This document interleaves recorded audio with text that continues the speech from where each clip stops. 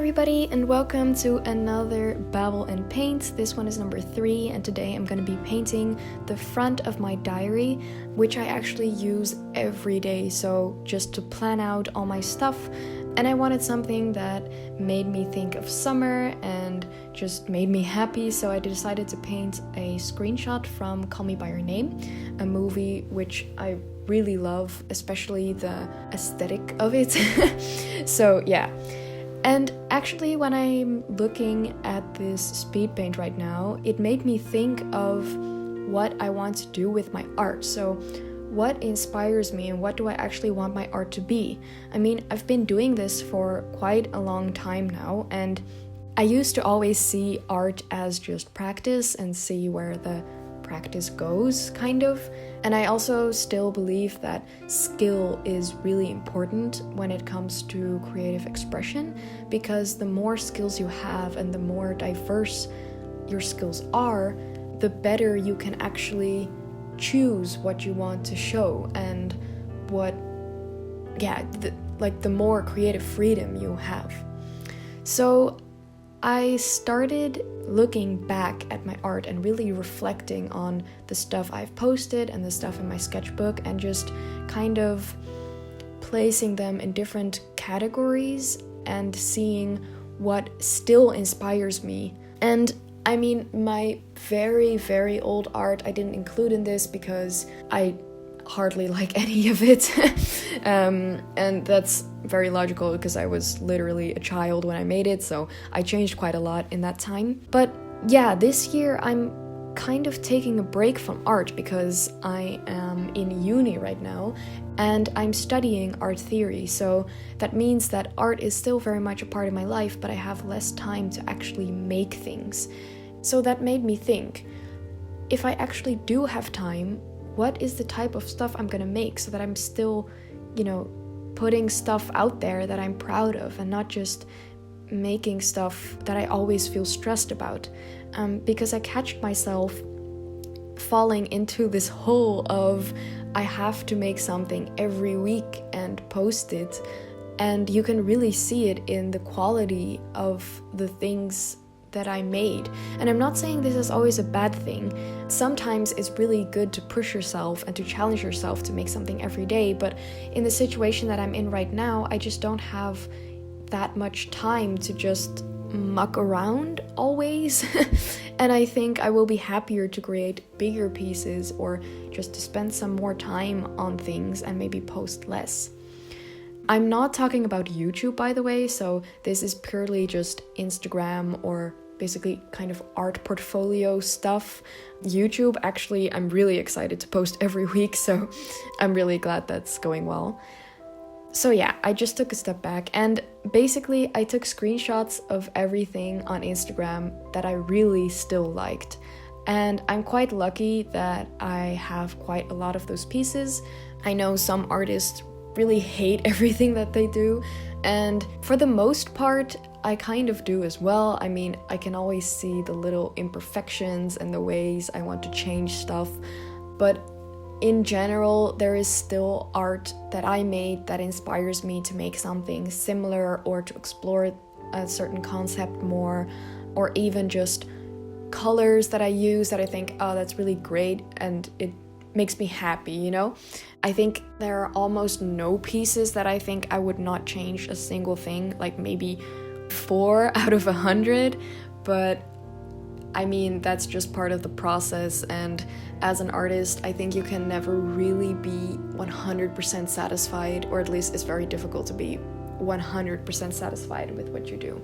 So last year, of course, I went to an art academy, and I realized that we are pushed a lot to experiment. And this is good, but at the same time, it made me make art that I didn't like anymore. And that is good because you can learn new techniques and stuff, and that's fine.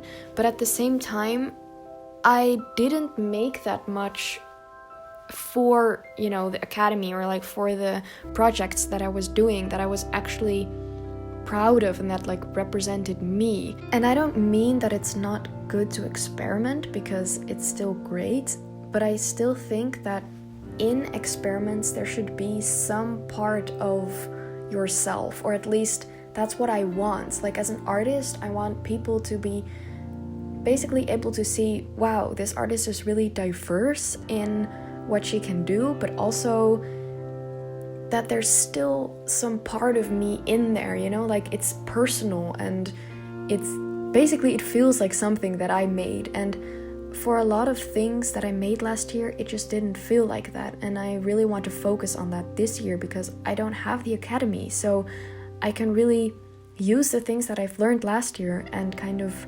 reintegrate those into something new.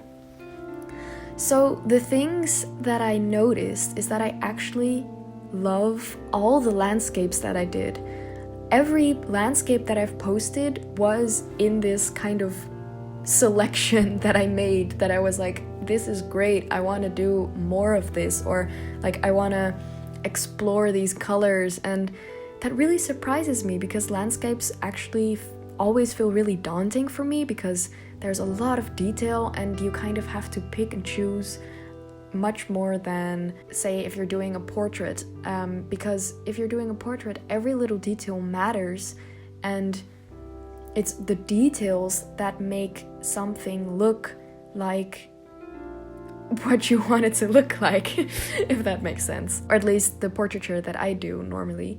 But actually the landscapes that I've done, I'm really excited about that. So I really want to incorporate that more in just my sketches and my tryouts and my paintings. I also noticed that the abstract art that I've done, which is not that much, it only works when I actually feel something. So if I have like a really strong concept or a certain mood or a vision, that's the only time that it actually works. And the times that it has worked, I'm quite proud of it. Like it's not bad in my opinion. It still feels like something that I've made and I think it's quite interesting. So I think abstract art is something that I'm just gonna kind of park for whenever I have time for it, or if I'm like really in the mood to make something abstract.